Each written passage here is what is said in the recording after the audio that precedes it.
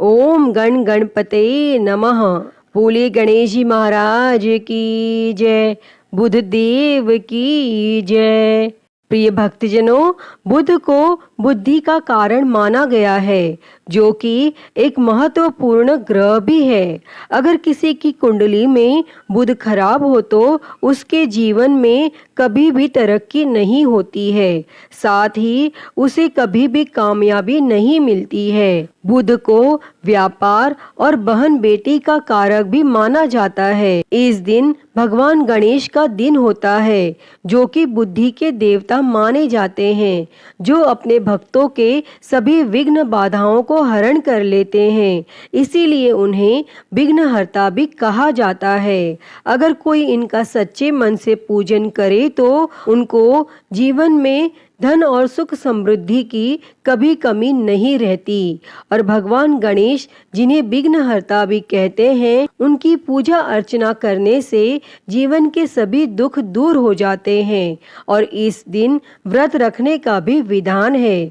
अगर कोई इस दिन सच्चे मन से गणेश जी की आराधना करता है तो उसके जीवन के सभी कष्ट दूर हो जाते हैं। तो आज हम इस वीडियो में बुधवार की व्रत कथा सुनेंगे।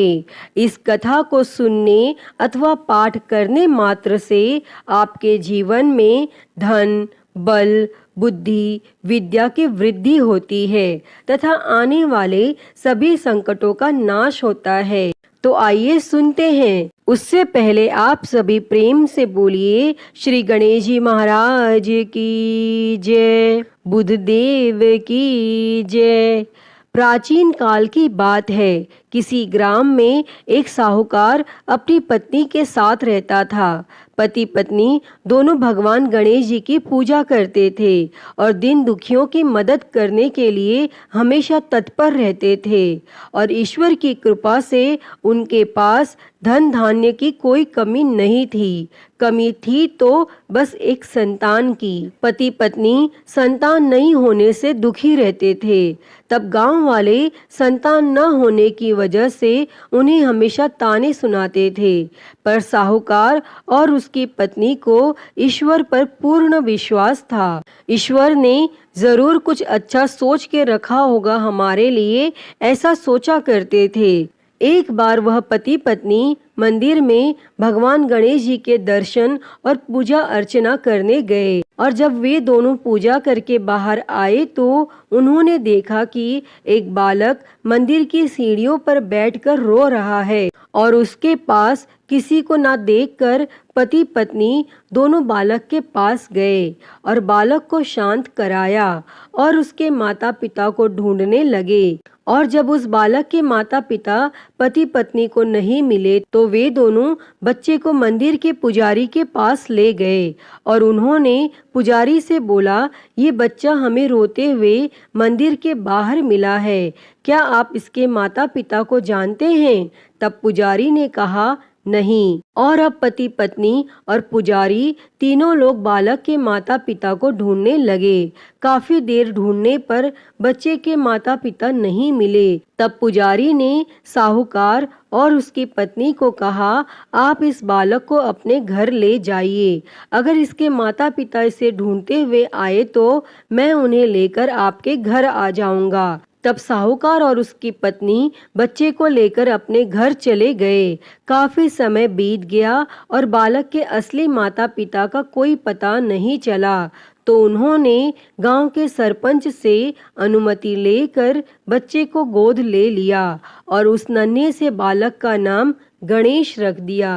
और कुछ दिन बाद गांव में एक पति पत्नी आए जो चोर थे। गांव में जाकर उन्हें पता चला कि गांव में सबसे ज्यादा धनी व्यक्ति साहूकार है, जिसकी कोई संतान नहीं है। और उन्होंने एक बच्चे को गोद लिया है जिसके माता पिता का कोई पता नहीं है। और वे दोनों चोर पति पत्नी अब विचार करने लगे कि साहूकार को कैसे लूटा जाए। तभी उन्होंने योजना बनाई कि वे दोनों बच्चे के असली माता पिता बनकर जाएंगे और योजना बनाकर पति पत्नी दोनों मंदिर में जाकर बैठकर रोने लगे। उन्हें रोता देखकर मंदिर के पुजारी आए और उनके रोने का कारण पूछने लगे।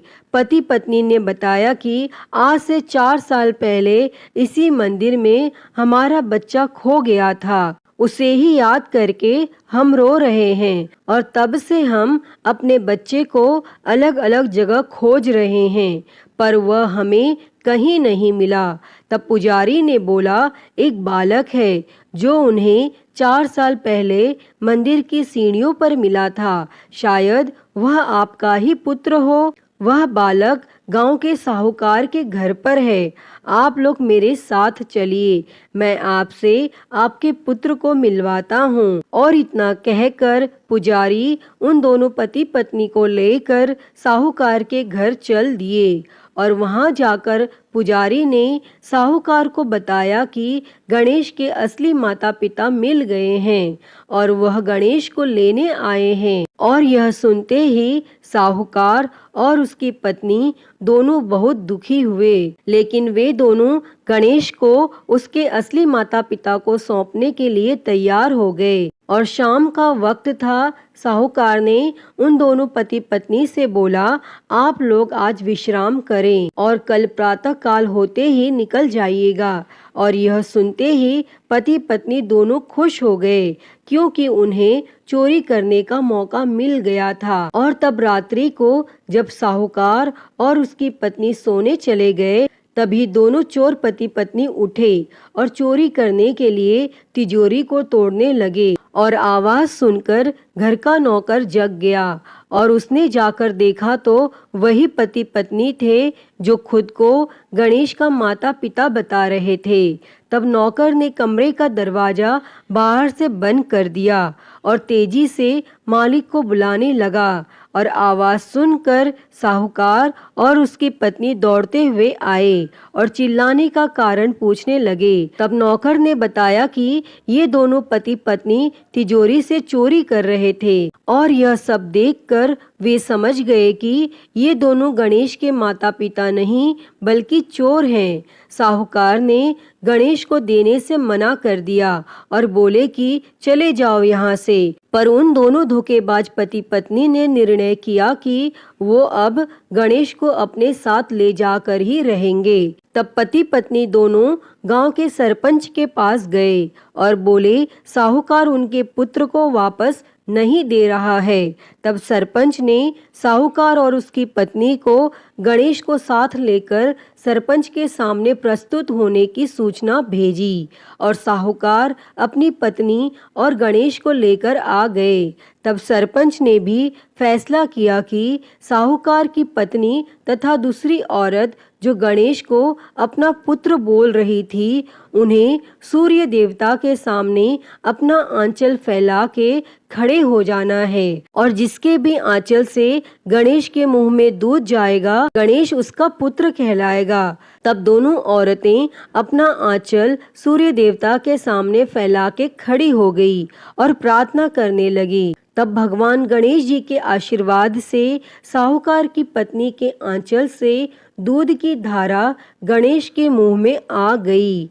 और यह देखकर साहूकार और उसकी पत्नी बहुत खुश हुए और सरपंच ने गणेश को साहूकार को सौंप दिया और वहां खड़े सभी लोग भगवान गणेश जी की जय जयकार करने लगे। अतः हे गणेश भगवान जी, जैसी कृपा आपने साहूकार और उसकी पत्नी पर की, वैसी ही कृपा इस कथा को कहते, सुनते और हुंकारा भरते सब पर करना। तो सभी प्रेम से बोलिए गणेश जी महाराज की जय, गणपति बाप्पा मोरया।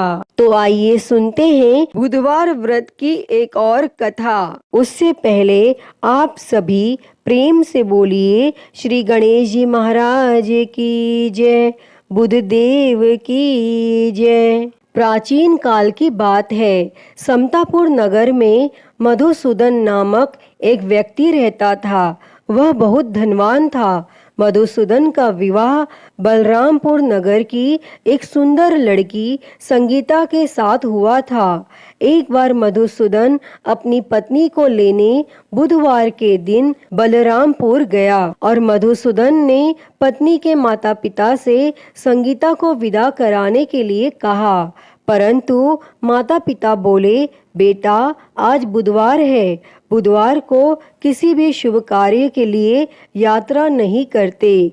लेकिन मधुसूदन नहीं माना और उसने ऐसे शुभ अशुभ की बातों को न मानने की बात कही। तब संगीता के माता पिता ने मजबूरी में अपनी बेटी की विदाई की और दोनों ने बैलगाड़ी से यात्रा प्रारंभ की और 2 कोस की यात्रा के बाद उसकी गाड़ी का एक पहिया टूट गया और वहां से दोनों ने पैदल की यात्रा शुरू की। तब रास्ते में संगीता को प्यास लगी और मधुसूदन उसे एक पेड़ के नीचे बैठाकर जल लेने चला गया और थोड़ी देर बाद जब मधुसूदन कहीं से जल लेकर वापस आया तो वह बुरी तरह हैरान हो उठा, क्योंकि उसकी पत्नी के पास उसकी ही शक्ल सूरत का एक दूसरा व्यक्ति बैठा था और संगीता भी मधुसूदन को देखकर हैरान रह गई और वह दोनों में कोई अंतर नहीं कर पाई। तब मधुसूदन ने उस व्यक्ति से पूछा, तुम कौन हो और मेरी पत्नी के पास क्यों बैठे हो? और मधुसूदन की बात सुनकर उस व्यक्ति ने कहा, अरे भाई, यह मेरी पत्नी संगीता है। मैं अपनी पत्नी को ससुराल से विदा करा कर लाया हूँ, लेकिन तुम कौन हो जो मुझसे ऐसा प्रश्न कर रहे हो? और यह सुन मधुसूदन ने कहा, तुम जरूर कोई चोर या ठग हो। यह मेरी पत्नी संगीता है, मैं इसे पेड़ के नीचे बैठाकर जल लेने गया था। तब इस पर उस व्यक्ति ने कहा, अरे भाई, झूठ तो तुम बोल रहे हो। संगीता को प्यास लगने पर जल लेने तो मैं गया था। मैंने तो जल लाकर अपनी पत्नी को पिला भी दिया है। अब तुम चुपचाप यहाँ से चलते बनो, नहीं तो किसी सिपाही को बुलाकर तुम्हें पकड़वा दूंगा। और इस तरह दोनों एक दूसरे से लड़ने लगे और उन्हें लड़ते देख बहुत से लोग वहां एकत्र हो गए और नगर के कुछ सिपाही भी वहां आ गए और सिपाही उन दोनों को पकड़कर राजा के पास ले गए। और सारी कहानी सुनकर राजा भी कोई निर्णय नहीं कर पाया और संगीता भी उन दोनों में से अपने वास्तविक पति को नहीं पहचान पा रही थी और राजा ने दोनों को कारागार में डाल देने के लिए कहा। तब राजा के फैसले पर असली मधुसूदन भयभीत हो उठा। तभी आकाशवाणी हुई, मधुसूदन, तूने संगीता के माता पिता की बात नहीं मानी और बुधवार के दिन अपने ससुराल से प्रस्थान किया और यह सब भगवान बुद्धदेव के प्रकोप से हो रहा है।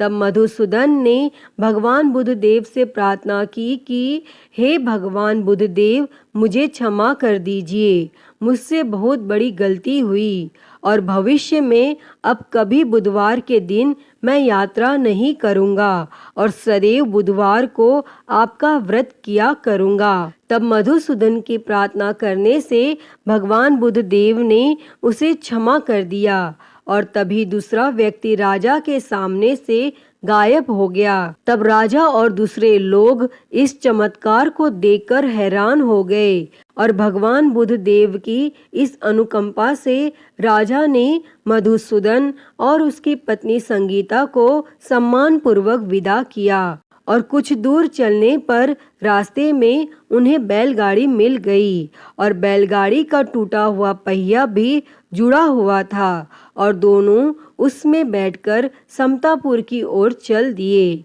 तब मधुसूदन और उसकी पत्नी संगीता दोनों बुधवार को व्रत करते हुए आनंद पूर्वक जीवन यापन करने लगे और इस तरह भगवान बुद्धदेव की कृपा से उनके यहाँ खुशियां बरसने लगी। और जो भी स्त्री पुरुष विधिवत बुधवार का व्रत करके व्रत कथा सुनते हैं, भगवान बुद्धदेव उनके सभी कष्ट दूर करते हैं। अतः हे भगवान बुद्धदेव जी, इस कथा को कहते, सुनते और हुंकारा भरते सब पर अपनी कृपा बनाए रखना, सभी के कष्टों को दूर करना।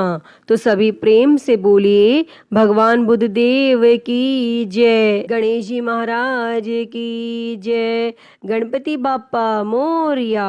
प्रिय भक्तजनों, तो मैं उम्मीद करती हूँ कि आपको आज की यह कथा पसंद आई होगी, और अगर वीडियो अच्छी लगी हो तो इसे लाइक करें, ज़्यादा से ज़्यादा शेयर करें और कमेंट में गणेश जी महाराज की जय लिखना ना भूलें। और महाकाल भक्ति ज्ञान चैनल को सब्सक्राइब कर नोटिफिकेशन बेल को ज़रूर ऑन कर लें। हर हर महादेव। धन्यवाद।